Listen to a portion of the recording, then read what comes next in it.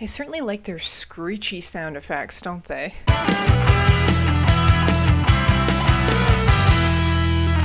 Hello everyone and welcome back to my channel. I am Molly, and in this video I'm going to be listening to the album You'd Prefer an Astronaut from the band Hum. Now this is an album that I've been wanting to listen to for the longest time now, ever since I started my Deftones reaction series here on my channel. Everyone has been telling me that this album really inspired the Deftones, and it kind of has a similar sound and vibe to a lot of what the Deftones do with their music. Some people in the comments too have even pointed out the similarities of the album covers between White Pony by Deftones and this album, You'd Prefer an Astronaut. There's definitely a strong similar vibe to the way they look with the animal and everything. So being that this album is clearly a huge inspiration for Deftones, I am very excited to listen to it, check it out, and just see what I'm going to think of You'd Prefer an Astronaut. Alright, up first is going to be track 1 called Little Dipper.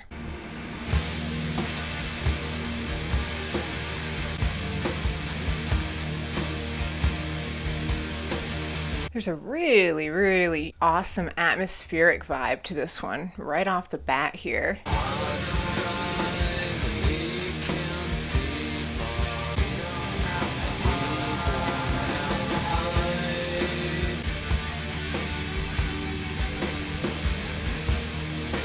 Those guitars have a really interesting tone to them, how they're kind of pushed a little bit into the background.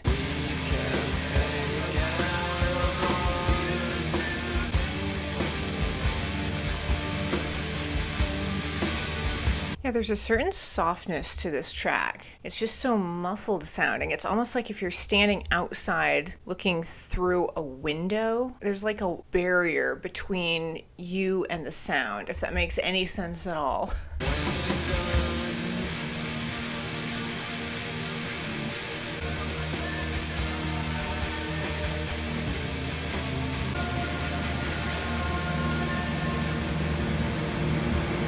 That was track 1, Little Dipper. I would say a pretty appropriate track name. It was very reminiscent of kind of that floaty outer space feeling. It had that whole awesome atmospheric nature to its sound. I can already tell that this album is clearly a strong inspiration for Deftones, as you all were telling me. There's certainly a lot of similarities with the sound of that first track and from what I know Deftones does with their music. But yeah, I am certainly intrigued by this album so far, so I'm just going to move on now to track 2 called The Pod.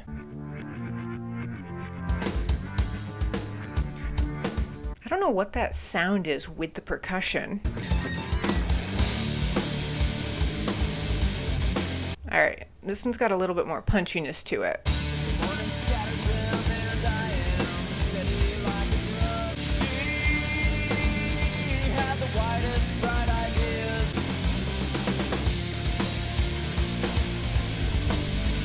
The vocals on this album so far, I'm finding are really pushed back, if that makes sense. They're not muffled exactly, but they're not real loud in your face either.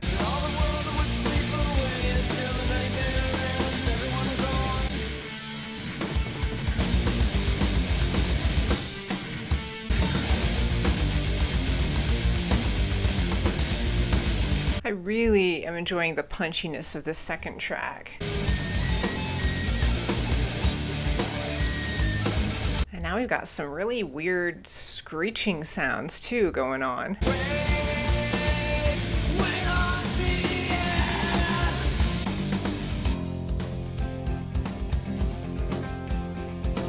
This song just changed all of a sudden. It became a lot clearer sounding, and now it has like an acoustic quality to it. That was track 2, The Pod. I really enjoyed the punchiness of that one. It had a great energy to it. It still had that atmospheric quality to a certain extent, and kind of that muffledness to its sound, but it just brought a little bit more power, a little bit more intensity to the instrumentals. Alright, up next is track 3 called Stars.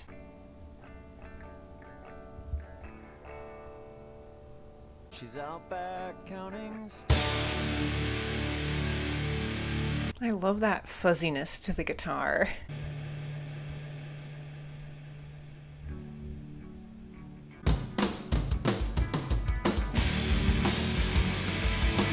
Okay, I was wondering if that track was going to stay more acoustic, but I guess they're bringing more intensity now. She's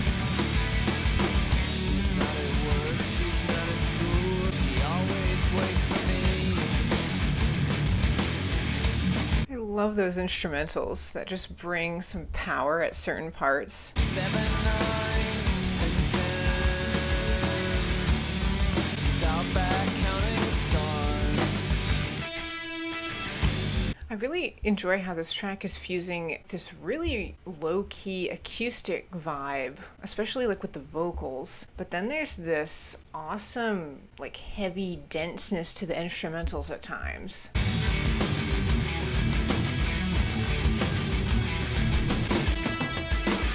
I thought you'd be there holding Daisy.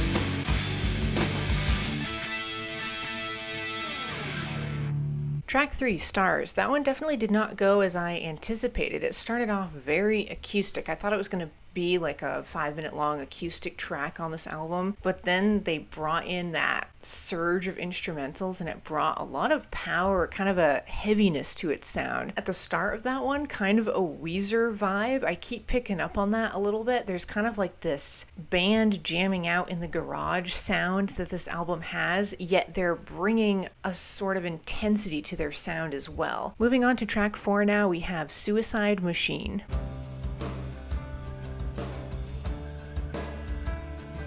I don't know what those squeaky sounds are. Sleep comes to everyone. Give myself away. And you need more than I do. Again, with the dynamics, like you have this really quiet, restrained part, and then it's like a wave builds up and they bring the power on the chorus. That's why the suicide machine is built for two.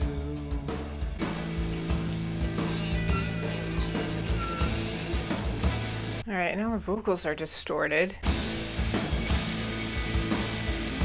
So I give my sleep comes They certainly like their screechy sound effects, don't they? the left where I'm face down. They'll stand the zebra made of shapes. It sounds like his vocals are getting clearer as the song goes on. Like they were distorted there a little while back, and now they're a lot clearer and louder.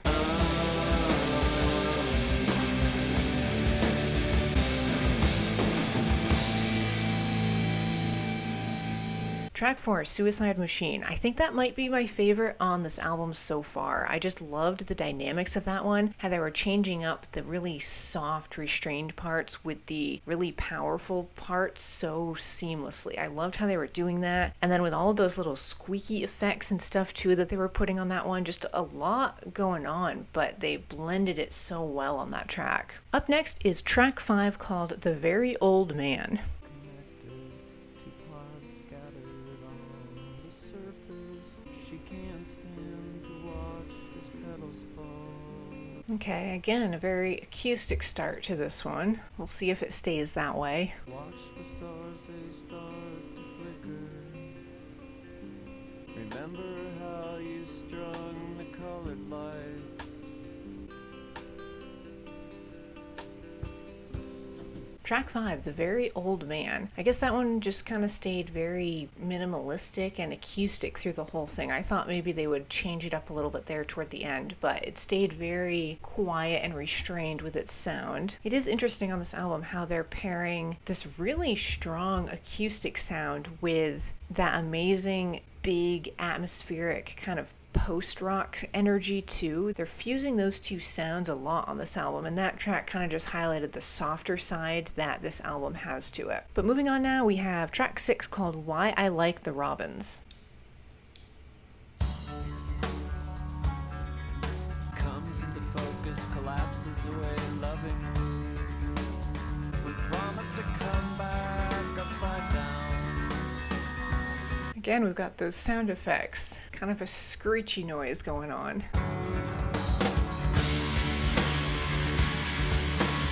I love when those instrumentals come in. It's just like a wave of energy washes over you.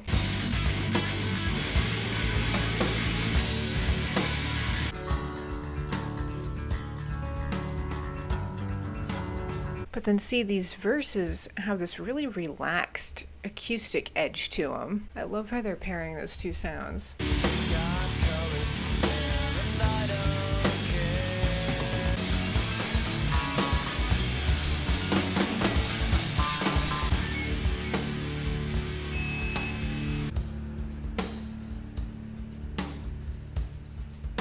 That was track 6, Why I Like The Robbins. There was a sort of softness to that track. There's a very relaxing quality through the whole thing. Even on the more intense instrumental parts, like on the chorus, there was still kind of this really relaxing, meandering nature to the sound of that one. And that track, toward the very end, instrumentally, I loved how it got really intense and kind of screechy with the sounds of those guitars, and then we just had that really echoey sounding percussion, just again, kind of lulling you into a bit of a trance at the very end of the track. All right, moving on to track 7, we have I'd Like Your Hair Long.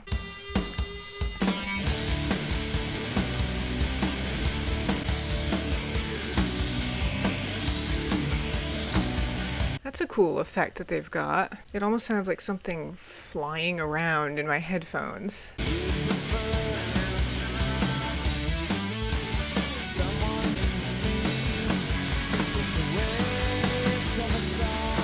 There's a sort of speedy quality that this track has. I just mentioned that last song had a really relaxed, laid back quality to it. And this one, it's like they've speeded up the sound of the album significantly.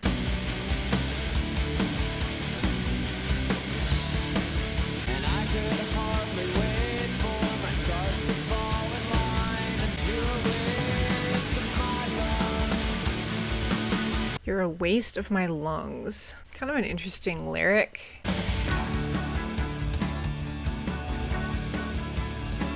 I like the change up that song just did there. Now it has like this really muffled sound to it.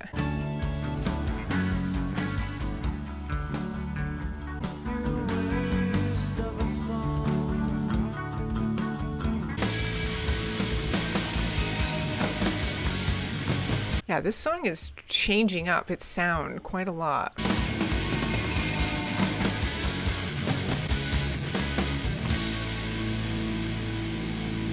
Track 7, I'd Like Your Hair Long. I just really enjoyed, again, the atmospheric nature of that one. It just had this really great outer spacey sound to it, especially there toward the end when it kind of almost grew a little bit more muffled with its sound. I liked how they did that. They just changed it up all of a sudden. Up next we have track 8 called I Hate It Too.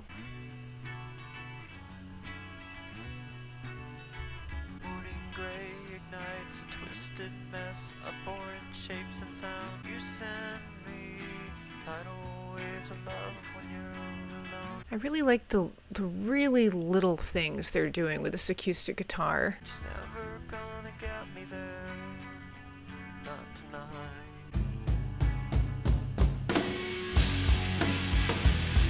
That was awesome. I loved how that percussion just built up there, and then it transported the song from that acoustic beginning now into this more rock heavy sound.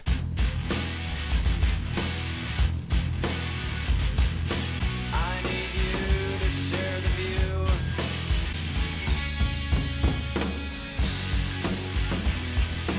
That percussion, I just love.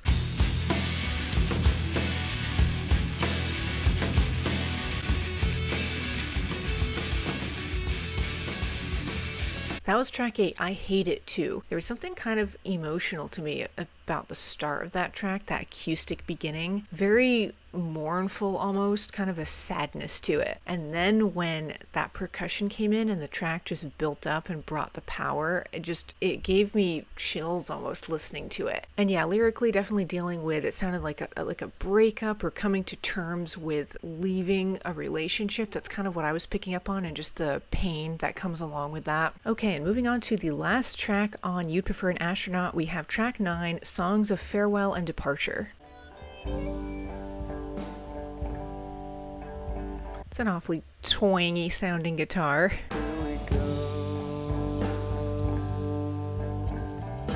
There's a very echoey nature to the instrumentals on this track, but the vocals sound very like up close. Like earlier on this album, I mentioned how they sounded almost like covered up by the instrumentals. And on this track, they're bringing them closer. There's almost a more intimate feeling to them.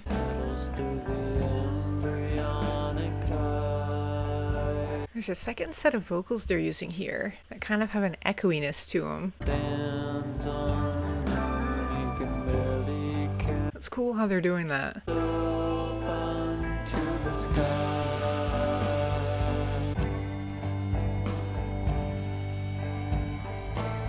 This track is pretty melodic and acoustic sounding, but then they'll fuse on these sounds that just really send it to another place. Like it kind of gives it this atmospheric outer space feeling, I guess you could describe it as.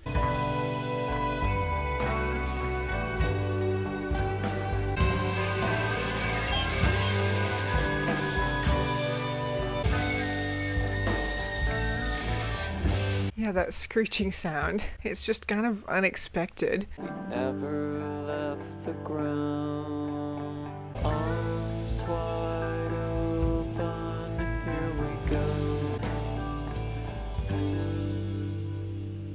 Well, that was track 9, Songs of Farewell and Departure, and the last track on You'd Prefer an Astronaut. A very calm, kind of melodic way to bring this album to a close. Just something very trance-inducing about that track, but it still had that really awesome atmospheric kind of post-rock quality to it, a sort of weightiness, but they had it fused with that awesome lightness from the acoustic part of it as well. And again, with the lyricism, I really liked how it ended with that line about we land here only to find that we never even left the ground. It's almost like he became the astronaut, he went into outer space to remove himself from a relationship or a situation, and it almost made him feel like he lost love or he lost that connection with someone. And then when he finally got out of that, he realized that the love was always there. It was always around him in everyone in his life, not just from that one person. All right, well, that is going to conclude my reaction to You'd Prefer an Astronaut, the third studio album from the rock band Hum. This album certainly did not disappoint in terms of how you all were describing it as being a huge inspiration for Deftones music. There's certainly a lot of similarities between Deftones and this album from Hum with that atmospheric nature, kind of a post-rock sound to it. I really enjoyed this album though. It had an awesome way of somehow fusing that really acoustic sound with the heavier sound, and they did that so incredibly well. And it kind of paired with the lyrical themes too of being in outer space versus kind of being more grounded and down on earth. It was almost like the acoustic and the atmospheric rock sounds highlighted those two lyrical themes on this album. I would say right now the standouts for me, probably track 2, The Pod, just because that one brought a lot of awesome heaviness to its sound, which I enjoyed. And the dynamics they were doing on track 4, Suicide Machine, that one was definitely a standout as well. I also loved track 8, I Hate It Too. That one might be my favorite. The really acoustic start almost made me a little bit emotional listening to it, and then again just with the dynamics, how they built that track up and brought the power later on. But yeah, this whole album was fantastic, and thank you all for recommending this one. I'll definitely have to check out more of Hum's music, and yeah, as usual, thank you all so much for watching. Stay tuned, and I will see you in the next video.